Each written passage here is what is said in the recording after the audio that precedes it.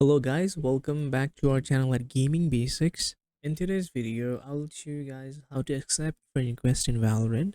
So without any further ado, let's head into our video. So your friend sends you a friend request, right? And you want to accept that. So what you're gonna do is you're gonna hover to the bottom right of your screen, and as you can see, your requests are over here, right? And let's say your friend name is the summer, and let's say this is your friend, and you want to add. You're gonna click on add friend. It is that simple, and it shows is now my friend. So I hope it helps. Thank you so much for watching this video. If you like the video, do like the video and subscribe to our channel at Maple Gaming.